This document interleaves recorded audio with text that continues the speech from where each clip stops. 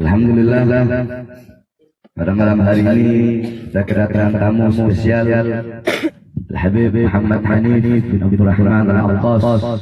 Mudah-mudahan dengan kehadiran beliau pengajian buat kita menambahkan keberkahan bagi kita semua dan menambahkan keilmuan kita. Sebelum kita buka kitab, kita dengarkan nasihat dari beliau yang akan menambahkan semangat kita di dalam menuntut ilmu dan berjuang di jalan Allah Subhanahu wa taala. Kepada beliau dengan segala hormat, waktu dan tempat kami persilahkan. Allahumma shalli ala Muhammad.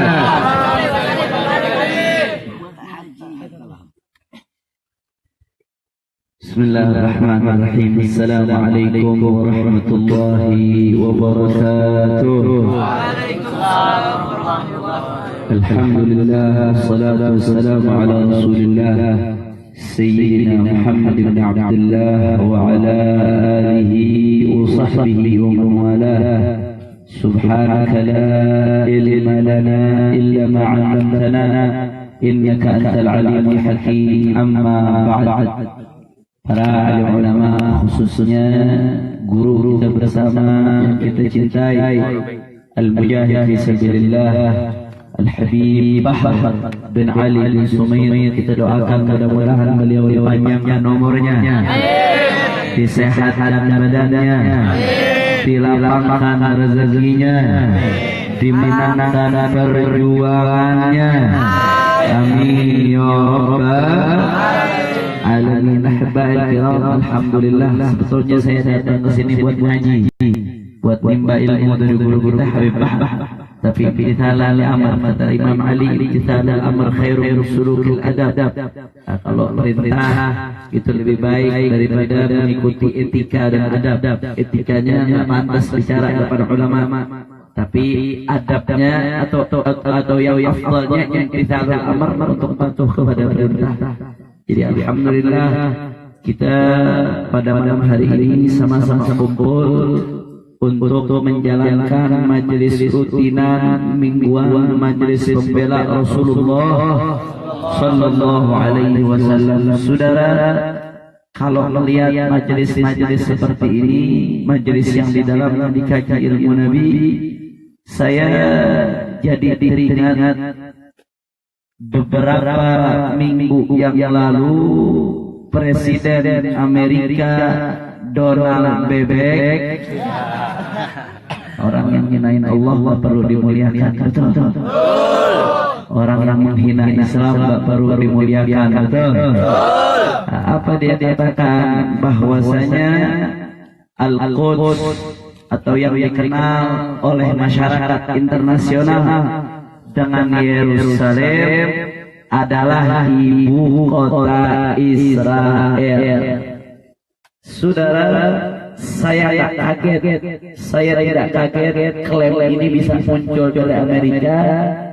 Kenapa demikian? Karena kalau kita lihat sejarah, pada abad ke-5 Hijriyah, tahun 400-an, pada saat itu masih menggunakan sistem khilafah. Cuman pada tahun tersebut mengalami kebobrokan.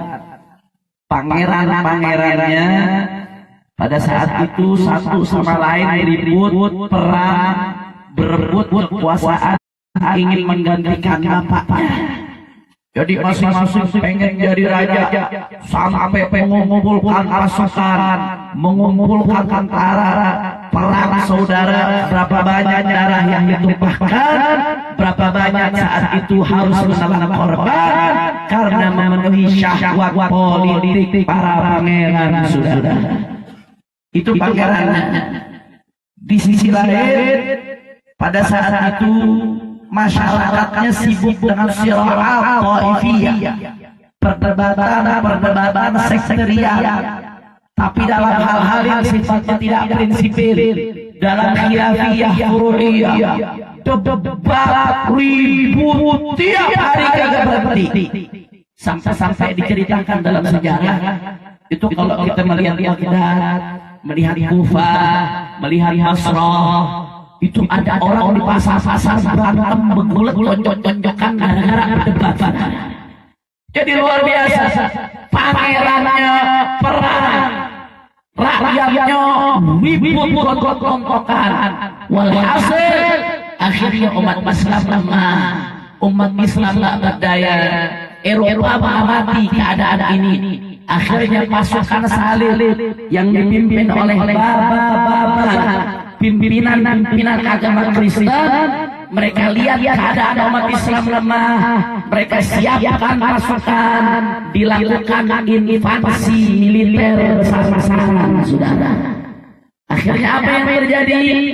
Akibat invasi militer ini, Al-Quds yang di dalamnya ada Masjidil Aqsa yang merupakan kota suci ketiga umat Islam jatuh tumbang ke tangan orang-orang kafir.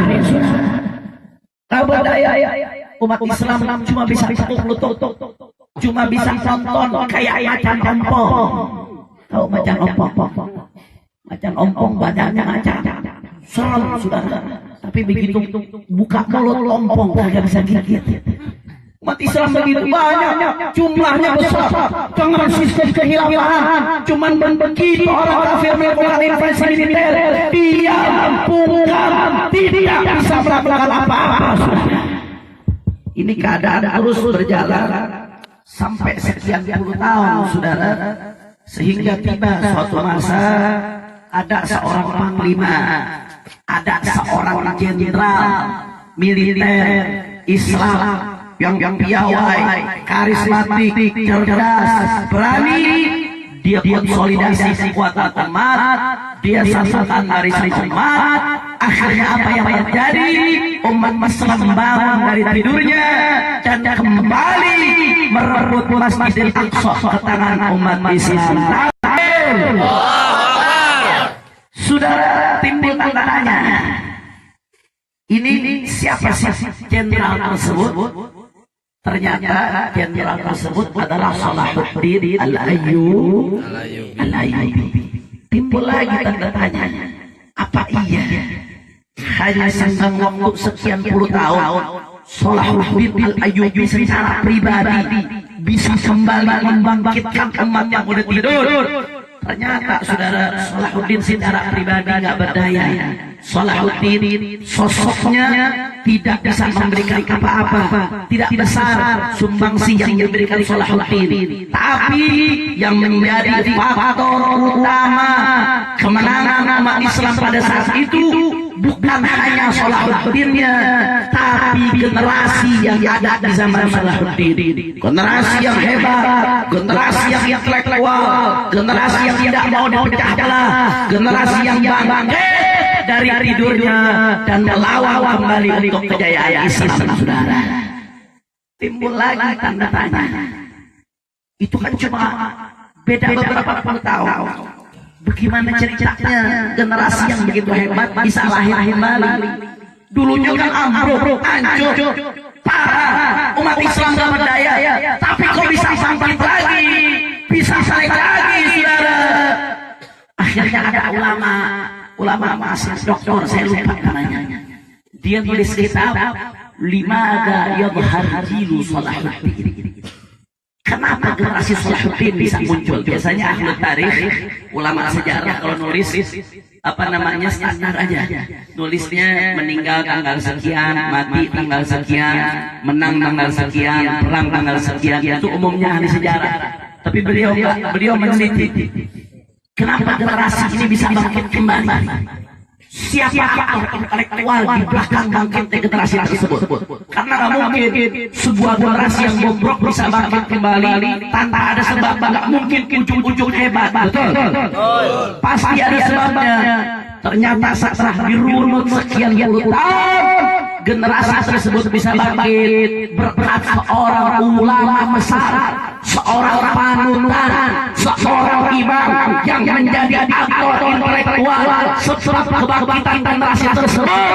Beliau adalah Al-Imam Hujjatul Islam Abi Hamid Muhammad bin Muhammad Al-Ghazali. Jadi sekarang jawab saudara, siapa aktor intelektual di kebangkitan generasi Salahuddin? Beliau adalah Imam Ghazali. Kalau bicara Imam Ghazali, Profesor Dr. Syekh Abdul Halim Mahmud, salah satu Syekhul Azhar. Beliau ini penggemar pemikiran Ghazali, orang alim, orang saleh wali, ada Syekh Abdul Halim Mahmud. Beliau ketika berbicara tentang Imam Ghazali, kata beliau, kalau kita bicara tentang Imam Ibn Hajar Al-Asqalani, Ibn Hajar Al-Asqalani muhaddits ahli hadis. Oh, kita bicara tentang Ibnu Hajar Al-Haytami. Oh, Ibnu Hajar Al-Haytami faqih ahli fikih. Kita bicara tentang siapa? Al-Imam Al-Qurtubi. Oh, Al-Imam Al-Qurtubi mufassir ahli tafsir. Kita bicara tentang Al-Imam Sibawi. Oh, Imam Sibawi nahwi ahli nahwu ahli lughah. Oh, kita bicara tentang siapa? Bicara tentang Al-Imam Al-Asy'ari. Oh, Imam Asy'ari mutakallim ahli ilmu tauhid. Masing-masing ulama menonjol pada bidangnya. Tapi kata beliau, kalau kita bicara tentang Imam Ghazali, nggak ada habisnya. Kata-kata nggak bisa menyifati siapa Imam Ghazali. Beliau adalah mufassir, beliau ahli tafsir, beliau adalah faqih, beliau ahli fikih, beliau adalah usuli, beliau adalah ahli usul, beliau adalah mutakallim, beliau adalah ahli ilmu tauhid, beliau adalah sufi, beliau adalah ahli tasawuf, beliau adalah filsuf, beliau adalah ahli filsafat, segala bidang. Ternyata Imam Ghazali pentolangan saudara. Mau bicara apa? Bicara fikih. Kitab yang saat ini kita jadi rujukan di dalam fikih Syafi'i itu adalah Minhajul Talibin wa Umdatul Muftihin. Itu jadi rujukan madhab Syafi'i dari zaman Imam Nawawi sampai sekarang. Itu yang dipegang Minhajul Talibin. Minhajul Talibin ditulis oleh Imam Nawawi. Saudara, itu Minhajul Talibin ternyata ringkasan dari apa? Dari Muharrar. Muharrar siapa yang tulis? Al-Imam Rafi'i. Al-Muharrar ternyata ringkasan dari apa? Al-Wajiz, Al-Wasit, Al-Basit. Al-Wajiz, Wasit, Basit. Siapa yang nulis? Ternyata Al-Imam Hujjatul Islam Abi Hamid Muhammad bin Muhammad Al-Ghazali. Artinya apa? Ilmu fikih sampai ke kita itu tidak lain tidak akan barokah daripada Al-Imam Al-Ghazali. Betul. Bahkan kita baca Fathul Mu'in. Fathul Mu'in kata ulama mirip-mirip ringkasannya Tuhfatul Muhtaj. Tuhfatul Muhtaj itu ditulis Ibn Hajar Al-Haytami. Ibn Hajar Al-Haytami itu menyerahkan kitabnya Imam Nawawi Minhajul Talibin. Minhajul Talibin ringkasan Muharrar. Ujung-ujungnya balik Imam Ghazali lagi sudah. Ternyata yang punya jasa besar sampai fikih Syafi'i kita, salah satunya yang jasanya paling besar adalah Al-Imamul Ghazali. Alhamdulillah. Coba lihat ilmu lain, Habib. Ilmu apa lagi? Usul fikih. Oh, soal usul fikih. Ada Imam Ghazali tulis kitab namanya Al-Mustasfa. Al-Mustasfa. Itu kitab Imam Ghazali Mustasfa. Ulama usul fikih mengatakan setiap ulama usul fikih yang datang setelah Imam Ghazali itu pasti punya hutang jasa sama Imam Ghazali. Pasti nukil dari Imam Ghazali. Saking hebatnya kitab yang beliau tulis. Mau bicara apa? Ilmu maqasidus syariah. Oh, ternyata yang pertama merumuskan maqasidus syariah hifdzuddin, hifdzun nafas, hifdzul adl, hifdzun nasl, hifdzul mal. Siapa? Al-Imam Ghazali. Lihat kitabul qiyas dari Al-Mustasfa. Lihat kitab beliau Asy-Syifa'ul Ghalil fil qiyas wa ta'lil. Mau bicara ilmu apa lagi? Filsafat. Imam Ghazali tulis kitab namanya Tahaffutul Falasifah. Semua filsuf yang datang setelah Imam Ghazali pasti mempelajari kitab beliau. Kitab apa lagi? Ilmu tauhid, akidahnya Ahlus Sunnah Ahlus sunnah wal jamaah. Di dalam berasuhnya kita mengikuti Al-Imam Abi Hasan Al-Asy'ari. Betul. Tapi ternyata kita nggak merujuk langsung kitabnya Abi Hasan Al-Asy'ari. Enggak. Siapa di antara kita yang di majelis taklim buka pengajian kitab Abi Hasan Al-Asy'ari? Enggak ada, saudara. Ternyata ulama-ulama yang mengambil akidah Asy'ariyah itu kebanyakan nggak langsung dari kitabnya Imam Asy'ari. Tapi yang diambil sama ulama itu al-iqtisad fil i'tiqad, kitabnya Al-Imam Al-Ghazali di dalam mentahrir atau mematangkan kembali akidah yang telah dirumuskan oleh Al-Imam Abi Hasan Al-Asy'ari. Alhamdulillah. Jadi harga ilmu akidah Abi Hasan Al-Asy'ari nggak lepas dari tangan besar Al-Imam Al-Ghazali. Oh, mau ilmu apa lagi? Ternyata saudara tadi kan saya sudah jelaskan. Ternyata sebab kebangkitan umat Islam adalah Imam Ghazali. Dari sekian banyaknya karangan Imam Ghazali, apa yang sumbangsinya paling besar untuk kebangkitan umat Islam? Saudara, ternyata kitab yang menjadi aktor intelektual di balik bangkitnya kembali umat Islam adalah kitab tasawuf yang ditulis oleh Imam Al-Ghazali setelah beliau khalwat sampai bertahun-tahun di menara Masjid Damaskus, sebagaimana beliau ceritakan sendiri dalam autobiografi beliau, yaitu Al-Munqidh minad Dhalal. Kitab tersebut adalah kitab Ihya Ulumuddin yang terdiri dari 4 jilid. Jilid pertama Ruhul Ibadat, jilid kedua Ruhul Muamalat, jilid ketiga Ruhul Muhlikat, jilid keempat Ruhul Mulkiyat. Kitab ini yang menjadi penyebab kebangkitan umat Islam. Jadi setelah Imam Ghazali tulis Ihya Ulumuddin, itu kitab dipelajari di masjid-masjid, dipelajari di surau-surau, dipelajari di majelis-majelis, dipelajari di jamiah-jamiah, dipelajari di tempat-tempat ilmu.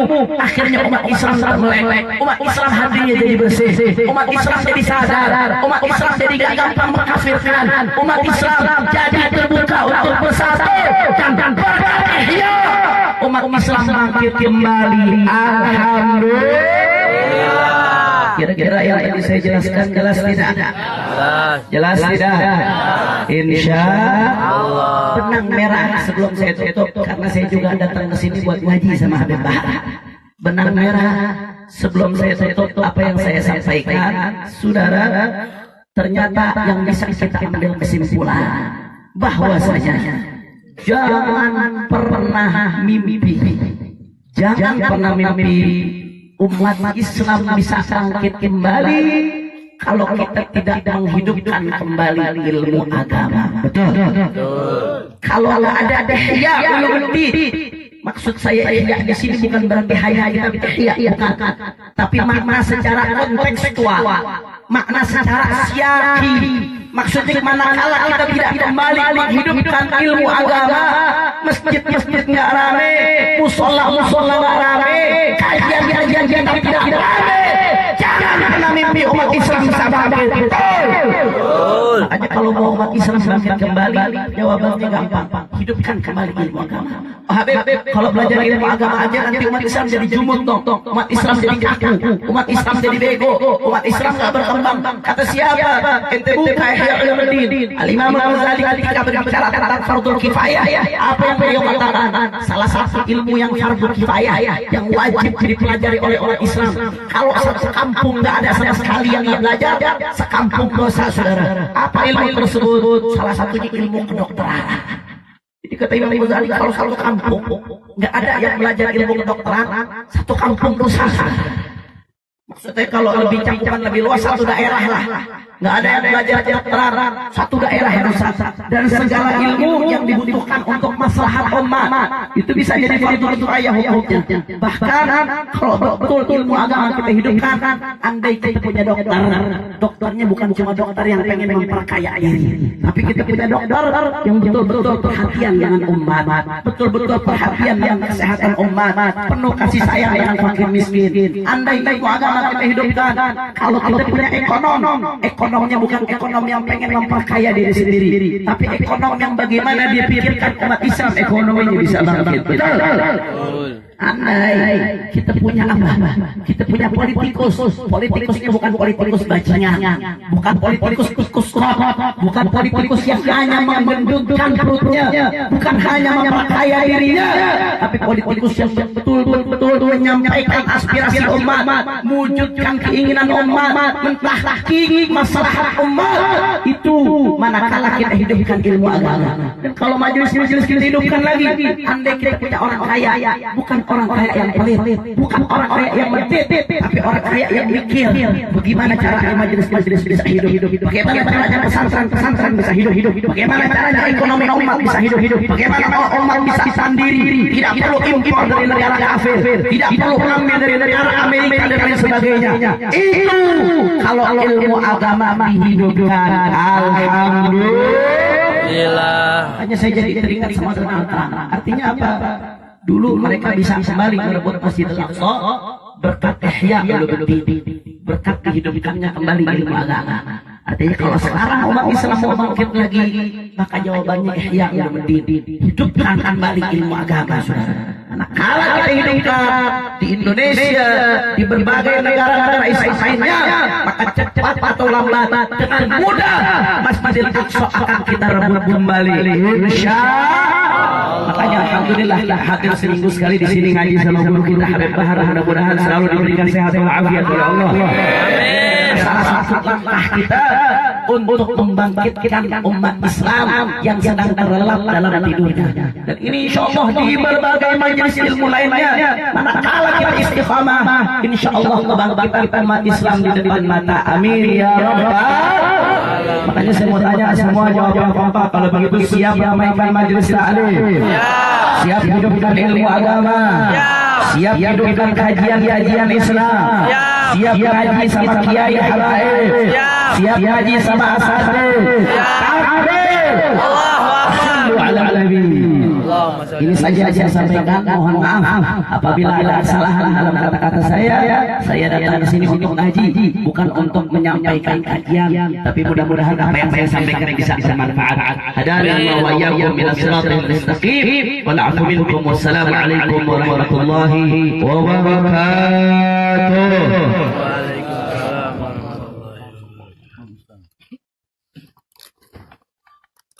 Alhamdulillah setelah mendapatkan ilmu dari guru kita Habib Hanif Al-Attas, ana akbar fil umur minhu wa hu akbar fil ilm. Ana ini lebih tua umur daripada Habib Hanif, tapi ilmu Habib Hanif lebih tua ilmu daripada. Mudah-mudahan bisa mendapatkan keberkahan dari ilmu. Amin. Amin ya rabbal alamin. Selanjutnya saudara-saudara, Bismillahirrahmanirrahim. Wa qala rajulun li Abi Yazid rahimahullah ta'ala, inni la ajidu lit-ta'ah ladzatan, faqala li'annaka ta'budu ta'ata wa la ta'budu Allah, ta'budu Allah hatta tajidu lit-ta'ah ladzatan. Hadha al-ma'na muktabasun min at-Taurat wal Injil. Fa fi at-Taurat isma' ya Israil, ar-rabbu ilahuna rabbun wahidun. فتحب الرب إلهك من كل قلبك. وفي الإنجيل عن عيسى عليه السلام سئل عن الوصية العظمى في التوراة فأجاب بقوله إن أول كل الوصايا هي اسمع يا إسرائيل الرب إلهنا رب واحد وتحب الرب إلهك من كل قلبك. والتعبير بتحب غير التعبير بتعبد. فالحب عبادة وزيادة، والعبادة أداء الفرائض بلا زيادة المعبر عنها بالإحسان. Jadi pernah satu orang laki-laki datang kepada Abi Yazid Al-Bustami rahimahullah. Kemudian laki-laki berkata, wahai Abu Yazid Al-Bustami, aku tidak menemukan kelezatan di dalam ketaatan. Faqala, kemudian beliau berkata, li'annaka ta'budu ta'ata wa la ta'budu Allah. Al-Imam Abu Yazid berkata, karena engkau menyembah ketaatan bukan menyembah Allah. Maksudnya apa? Engkau berbuat taat itu hanya karena ketaatan saja. Bukan engkau berbuat taat bukan karena Allah. Salatmu bukan karena Allah. Puasamu bukan karena Allah. Hanya engkau menjalankan itu sebagai kewajiban saja, bukan karena Allah Subhanahu wa taala. Abudullah, sembahlah Allah. Kata beliau, hatta tajidul ladzatan, sehingga engkau akan menemukan kelezatan di dalam ketaatan tersebut. Nah, makna ini muktabasun min Taurat wal Injil. Ini diambil atau dinukil dari kitab Taurat dan kitab Injil. Fa fi Taurat, dan dalam kitab Taurat, isma' ya Israel, dengarlah wahai Israel. Ya, Ar-Rabbu ilahuna rabbun wahidun, itu sungguhnya Tuhan, yaitu Tuhan kita, yaitu Tuhan yang satu. Fatuhibbu rabbu ilahaka min kulli qalbika, dan engkau mencintai Tuhan kita, Tuhan yang satu, setiap hatimu, ya, atau mencintai setiap hati. Wa fil Injil, dalam Injil, an Isa alaihissalam, dari Nabi Isa alaihissalam, suila, ditanya anil wasiatul uzma, akan wasiat yang besar. Di Taurat, dalam kitab Taurat, fa ajaba, kemudian beliau menjawab biqaulihi, dengan perkataannya, inna awwalul wasaya, sesungguhnya awal daripada setiap wasiat, dia adalah isma' ya Israel, dengarlah wa Israel, ar-Rabbu ilahuna rabbun wahidun wa tuhibbur rabba ilahana min kulli qalbi. Sesungguhnya Tuhan kita adalah Tuhan yang satu, yang dimana engkau mencintai Tuhan yang satu tersebut setiap hatimu, sepenuh hatimu, ya, mencintai sepenuh hatimu. Wa ta'bir bituhibbu ghairu ta'bir bita'budu. Ini ungkapan ta'bir, ini ungkapannya di sini pakai cinta. Bukan pakai ta'budu, bukan pakai engkau menyembah. Ya. Bukan wa ta'budur rabba ilahaka. Bukan ta'budur rabba ilahaka, tapi tuhibbur rabba ilahaka. Engkau mencintai Tuhanmu, bukan engkau menyembah Tuhanmu. Nah, di sini dikatakan kenapa ungkapannya itu pakai cinta, bukan pakai penghambaan. Dikatakan fal hubbu ibadah wa ziyadah, karena cinta itu di situ meliputi ibadah dan ada lebihnya. Lebihnya apa? Lebihnya itu cinta itu sendiri. Wal ibadah, adapun ibadah itu hanyalah melaksanakan fardu saja, bila ziyadah, tidak ada lebihnya. Yakni tidak ada cinta. Hanya ibadah, sekedar ibadah saja. Kamu sholat, sekedar sholat saja, sekedar menjalankan kewajiban, bukan karena Allah Subhanahu wa taala. Nah, al-mu'abbar, inilah jadi ungkapan tadi itu, ya, ungkapan tadi itu maknanya adalah apa? Maksudnya itulah yang dimaksudkan dengan ihsan. Anta abudallah ka'annaka tarahu, fa in lam takun tarahu fa innahu yara. Itulah yang dimaksudkan dengan ihsan. Makanya Sayyidina Ali bin Abi Thalib, beliau pernah berkata, kalau tidak salah begini kata beliau, inna qauman ta'budullah litarhib, fatilka ibadatul abid, wa akhirun ta'budullah litarhib, fatilka ibadatut tujjar, wa akhirun ta'budullah mahabbatan wa syukran, fatilka ibadatul ahrar wal ahya. Kata Sayyidina Ali, sesungguhnya ada satu kaum, mereka menyembah Allah, ya. Inna qauman ta'budullah, mereka menyembah Allah Subhanahu wa taala rahbatan. Mereka menyembah Allah Subhanahu wa taala itu karena karena takut kepada Allah Subhanahu wa taala. Karena takut kepada neraka Allah Subhanahu wa taala. Fatilka ibadatul abid. Ini adalah ibadahnya seorang hamba sahaya. Jadi kamu menyembah Allah karena takut akan neraka, bukan karena Allah itu sendiri, bukan karena cinta.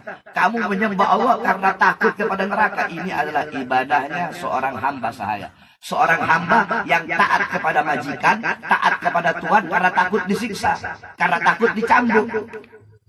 Sebaliknya, ada seorang hamba yang beribadah kepada Allah karena cinta, karena suka kepada surga. Ini ibadahnya tujar, ini ibadahnya seorang pedagang.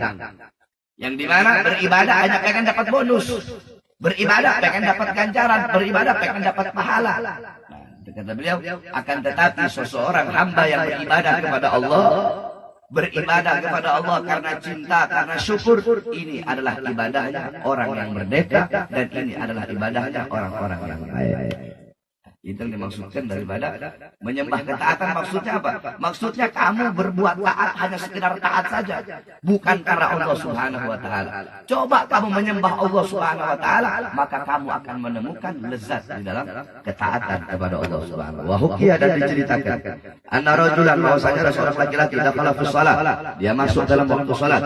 Falamma intaha ila qaulihi iyyaka na'budu, ketika dia sampai pada perkataan iyyaka na'budu, hanya Engkaulah yang kami sembah, khatara bibalihi, maka terlintas di hatinya annahu abdullah, sesungguhnya dia adalah seseorang yang menyembah Allah Subhanahu wa taala fil haqiqah, di dalam hakikat. Fanudiya fisir, kemudian tiba-tiba dia mendengar ada panggilan, ya, ada panggilan di dalam batinnya, kadzabta, kamu bohong. Jadi ada orang lagi sholat, Allahu akbar, Wagara, bismillahirrahmanirrahim. Dia selesai dia baca Fatihah. Ketika sampai iyyaka na'budu, sesungguhnya hanya Engkaulah yang kami sembah ya Allah. Ketika sampai pada lafaz iyyaka na'budu, dia punya hati, benaknya dia itu merasa bahwasanya saya ini udah benar-benar orang yang menyembah Allah secara hakikat. Tiba-tiba batinnya dia terdengar suara. Apa kata dia? Apa kata batinnya tadi? Kadzabta, kamu bohong, kamu dusta, innama ta'budul khalqa, sesungguhnya engkau itu menyembah makhluk. Bohong kamu, dusta kamu. Wa i'tazalan nas, kemudian dia menjauhi manusia, dia lari dari manusia. Jadi kata benarnya tadi, kata batinnya, kamu bohong, kamu tidak menyembah Allah. Salat kamu hanya untuk manusia. Kamu sholat agar orang bilang kamu ini ahli ibadah. Tujuan kamu bukan Allah, kamu sholat untuk manusia, cari perhatian sama orang. Lihat berapa banyak orang-orang yang sholatnya karena manusia. Di saat banyak orang sholatnya dilama-lamain, lagi banyak orang sholatnya lama, ya hanu khusyuk. Lagi sendiri sholatnya sebentar, kayak burung lagi nakut jagung. Lagi banyak orang rame, bacaannya difasih-fasihin, bacaannya dilama-lamain, bacaannya dienak-enakin. Lagi sendiri bacanya asal-asalan. Nah, ini orang yang sholatnya karena manusia, Makanya kata suara tadi kemudian tiba-tiba ada panggilan, ada suara, kata kamu bohong. Kamu bohong. Sholat kamu untuk manusia, kamu menyembah makhluk, menyembah manusia. Fataba, kemudian orang tadi bertobat, baik kasalan nas, kemudian dia lari, dia menjauh dari manusia. Tsumma syara'a fi shalah, kemudian dia salat. Falamma intaha ila qaulihi iyyaka na'budu, dia salat lagi. Nah, ketika sampai pada perkataan, pada lafaz iyyaka na'budu, nudia, dipanggil lagi, ada panggilan lagi.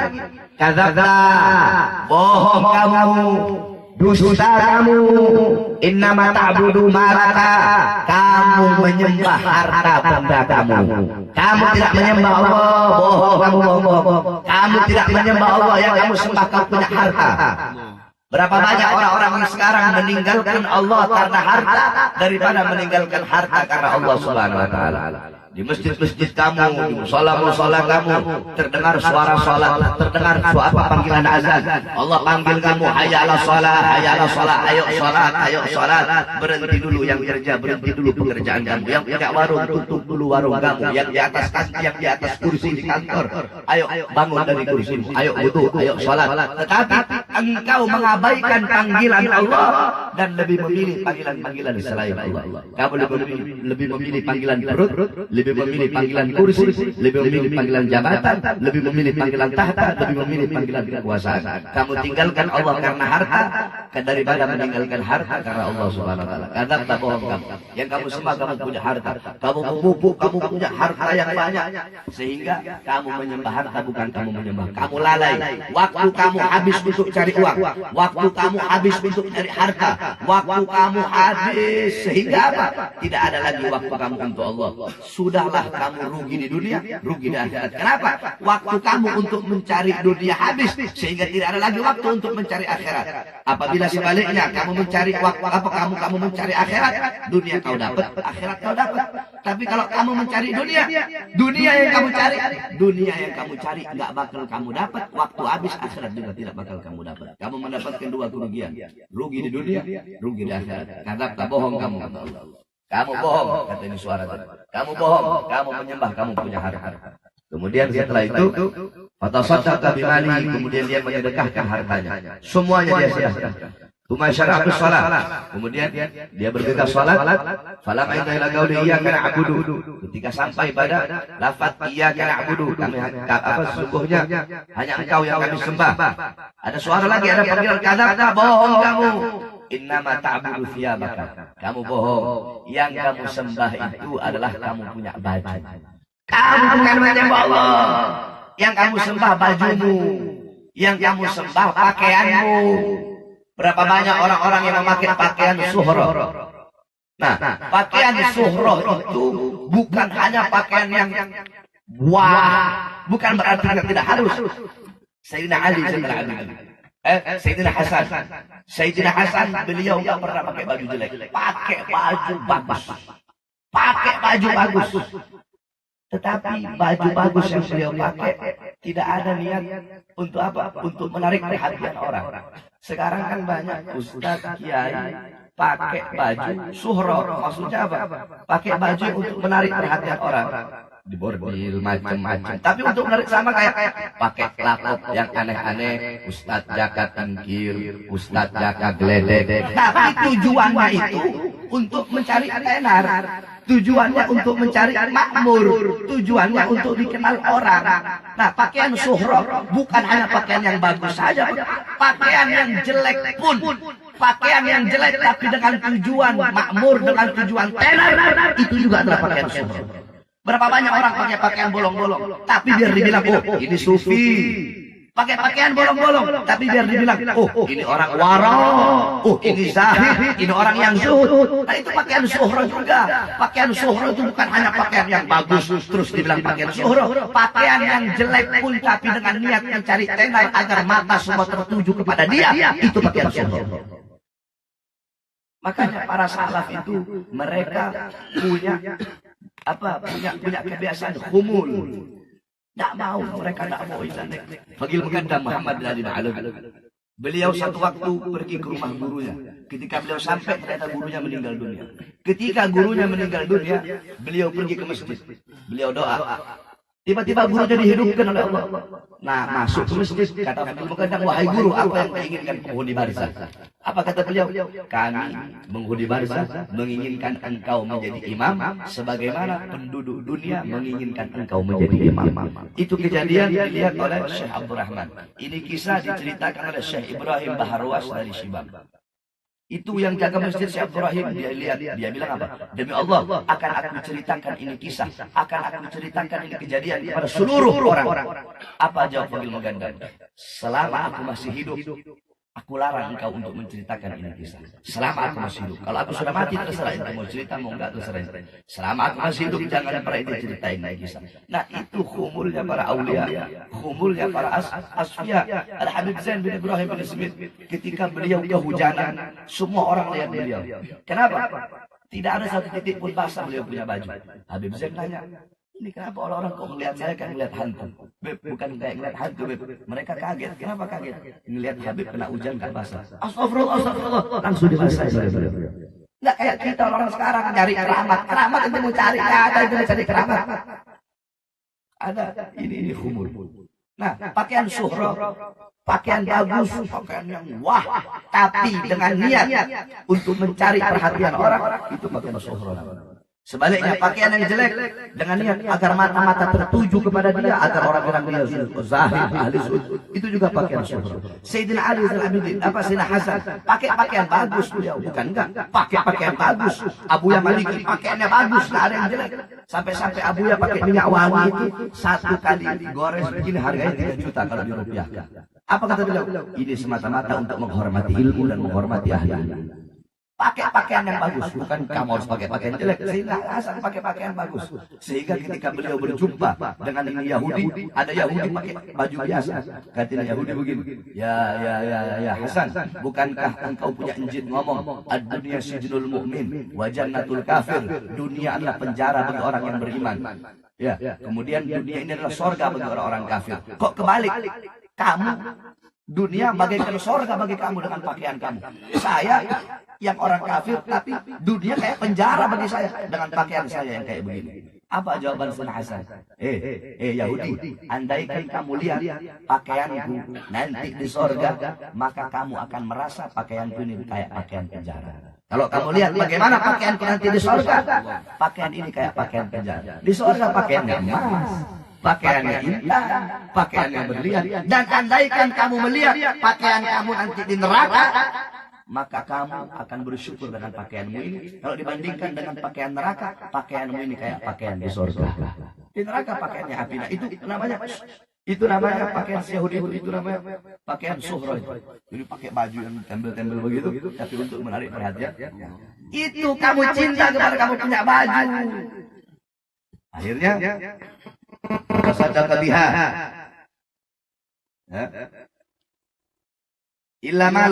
Kemudian dia menyedekahkan semua baju-bajunya kecuali baju yang berada di badannya. Tuma syara'a fiha. Kemudian dia salat, falamma intaha ila qauli, ketika sampai pada perkataan, pada ucapan, pada lafaz iyyaka na'budu, kemudian al'an sadaqta. Nah, kemudian ketika udah semua dia tinggalkan, sekarang sadaqta. Betul, benar kamu udah nyembah Allah. Jadi maksudnya apa? Ketika kita akan menghadap Allah Subhanahu wa taala, tinggalkan semua urusan-urusan dunia. Tinggalkan dulu hartamu, tinggalkan dulu pangkatmu, tinggalkan dulu jabatanmu, tinggalkan dulu anak istrimu. Kamu akan menyembah Allah yang Maha Agung. Inti daripada cerita ini begitu. Jadi kalau kamu menyembah Allah, tinggalkan semuanya. Sembah Allah Subhanahu wa taala dengan khusyuk, dengan benar-benar tinggalkan semuanya. Wa fir'aunul majalis, dan dalam kitab Raudhatul Majalis dijelaskan bahwa ada rajulun jawalik, ada seorang laki-laki yang hilang tempat barangnya. Falam yadri man akhadha, dan dia tidak tahu siapa yang mengambil barangnya tersebut. Falam adakhala fi shalah, dan ketika dia sampai pada waktu salat, tentu dia mengingatkan. Falamma salama qala lil ulama, ketika ada selesai salam, dia bilang sama budaknya, idhab ila fulan bin fulan, kamu pergi ke fulan bin fulan. Wa isarada minul jawali. Faqala al-ghulam mata dzakartaha, faqala hina kuntu fi shalah, faqala ya maulaya kunta talibal jawalik ka talibal khaliq. Ya. Ada laki-laki, dia hilang tempat barangnya hilang. Ketika tempat barangnya hilang, dia nggak ingat siapa yang ngambil ini, saya punya barang. Pas lagi sholat, baru ingat dia. Oh, yang ngambil barang saya ini Bahar bin Zubair. Ayo, selesai salat, kita pergi ke Bahar. Ambil tempat barang bersama si Bahar. Pergi pembantunya tadi, ngambil barangnya. Pembantunya nanya, wahai tuan, wahai majikan, kamu ingat siapa yang ngambil itu pas kapan? Kamu ingatnya kapan? Akhirnya kata tuannya tadi, saya ingatnya pas tadi lagi sholat. Baru saya ingat siapa yang ngambil itu. Saya punya tempat barang. Akhirnya kata pembantunya tadi apa? Sesungguhnya kamu itu adalah pencari barang, bukan pencari Tuhan. Kamu pencari barang, bukan pencari Tuhan. Itu nah, sama seperti kita lagi sholat, pikiran ke kanan. Orang yang sholat ninggalin dagangan, pikirannya ada di dagangan. Yang sholat ninggalin anak istri, pikirannya ada di anak istri. Lihat bagaimana khusyuknya para ulama, bagaimana khusyuknya orang-orang sholat ketika beliau sedang sholat. Al-Imam Ali Zainal Abidin radhiyallahu anhu, beliau sedang sholat, beliau punya rumah kebakar. Sampai selesai salam, kaget loh, kok ludes rumah saya. Orang-orang bilang, ya Imam, kamu tidak merasa sakit, tidak merasakan panas. Tidak, aku tidak merasakan panasnya api dunia ketika aku sedang sholat. Karena apa? Aku membayangkan begitu panas api neraka Allah Subhanahu wa Ta'ala. Sayyidina Ali bin Abi Thalib, ketika ada salah satu anggota badan beliau betis atau enggak paha terkena panah, kata beliau, jangan cabut, nanti ketika aku sholat baru cabut. Kenapa? Karena bagi beliau saking sholat khusyuk tidak merasakan apa-apa. Imam Ali, Sayyidina Ali bin Abi Thalib radhiyallahu anhu, dicabut ketika beliau sedang sholat, beliau tidak merasakan apa-apa. Itu para ulama, itu para asfiya, itu para aulia, itu orang-orang yang mendapatkan magom yang tinggi di sisi Allah Subhanahu wa Ta'ala. Al Habib Abdullah bin Alwi Al-Haddad, ketika beliau sedang sholat, Allahu Akbar, itu tembok retak. Saking khusyuknya mereka berhadapan dengan Allah. Sayyidina Ali kalau udah mau masuk waktu sholat gemetar badannya. Kenapa? Ditanya, kenapa kamu? Apakah kamu tidak tahu aku akan menghadap siapa? Aku akan menghadap Allah Subhanahu wa Ta'ala. Para ulama, para salafus saleh seperti itu. Sampai-sampai ada yang keluar mani. Ada yang keluar mani, saking lezatnya, saking enaknya dia sholat keluar mani. Sehingga apa? Sehingga dia selalu mempercepat sholatnya.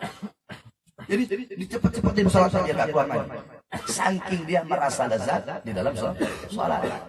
Makanya ketika engkau sholat, khusyuk dalam sholatmu, khudur dalam sholatmu, sebagaimana para ulama, sebagaimana para asrafun para Muhammad bin Yaisar, ya, waktu lagi sholat, saking khusyuknya tiang-tiang masjid roboh. Tiang-tiang masjid roboh lagi sholat, saking khusyuknya ngadep Allah Subhanahu wa Ta'ala. Tiang-tiang roboh, dia tidak tahu lagi apa yang ada di sekelilingnya. Muhammad ibn Nasir lagi sholat, dikerubungin lalat-lalat dikerubungin dia. Tetap dalam posisi sholat. Ente lagi sholat, ada lalat. Ah, udah. Itu mereka para asfiya. Al-Imam Bukhari dalam riwayat dalam kitab Syiarul A'lam An-Nubala, Al-Imam Syiarul A'lam An-Nubala, Al-Imam Az-Zahabi. Al-Imam Bukhari itu waktu lagi sholat, selesai sholat, dia bilang sama muridnya, coba ente lihat ada apa di lengan baju. Ketika dilihat ternyata ada apa? Lebah, ada tawon. Akhirnya ketika dilihat ada 17 atau 16 sengatan lebah di badannya Al-Imam Bukhari. Kata, kenapa kamu tidak batalkan sholat? Aku tidak merasakan sakit. Setelah aku sudah selesai, baru aku rasa sakitnya sengatan lebah. Itu para ulama.